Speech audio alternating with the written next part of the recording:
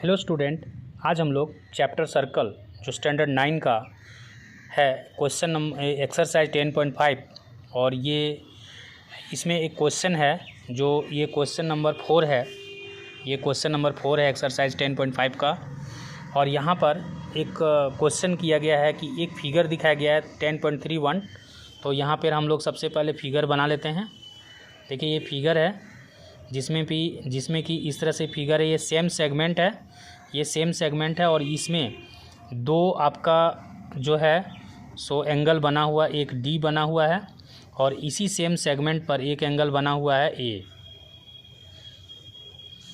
और अब हम लोग का क्वेश्चन ये है कि देखिए यहाँ पर जो फिगर जो दिखाए हैं ये फिगर यही है 10.38। इसका नंबरिंग अकॉर्डिंग टू बुक किया गया है।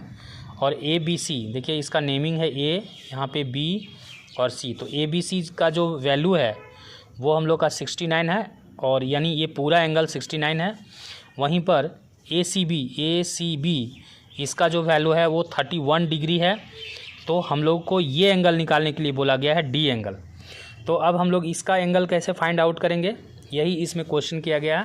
तो ये बहुत बड़ी बात नहीं है। देखिए एक्चुअली क्या होता है ना, ये जो सेम सेगमेंट होता है बी सी, इसी में ये एंगल बना है, ये एंगल बना है। तो अगर हम लोग इस एंगल का वैल्यू निकाल लें तो ये भी एंगल ये एंगल निकल जाएगा, क्योंकि ये एंगल जो है ना सो ये किसी एक ट्रायंगल का है, ए बी सी ट्रायंगल का। सबसे पहले ये निकाल लेते हैं तो ऑटोमेटिकली ये दोनों इक्वल होता है। तो इस तरह से ये निकालेंगे तो ये भी निकल जाएगा। तो सबसे पहले हम लोग क्या करेंगे, in triangle A B C में आते हैं। ट्रायंगल ए बी सी में क्या होता है, by angle sum property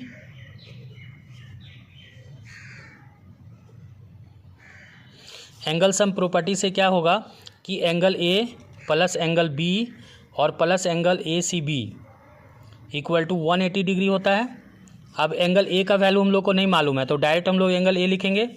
B का वैल्यू 69 डिग्री है और ए सी बी का वैल्यू जो 31 डिग्री है इक्वल टू 180 डिग्री। तो यहाँ पर एंगल ए इक्वल टू 180 में माइनस कर देंगे 9 1 10 कैरी 1 6 3 9 1 10। तो 180 में 100 सब्ट्रैक्ट होगा तो 80 डिग्री आएगा। दैट मीन्स ये वैल्यू हम लोग को 80 डिग्री निकल गया। अब हम लोग को ये निकालना है। तो dear student angle A equal to angle D होगा और चूंकि एंगल ए का जो वैल्यू है 80 डिग्री निकल चुका है तो एंगल ए डी के इक्वल है। दैट मीन्स ये भी 80 डिग्री होगा। तो इस तरह से इसका जो वैल्यू है वो फाइंड आउट हो गया। अब यहाँ पर हम लोग लिखेंगे क्या, इसका रीज़न हम लोग लिखेंगे कि से एंगल्स आर इक्वल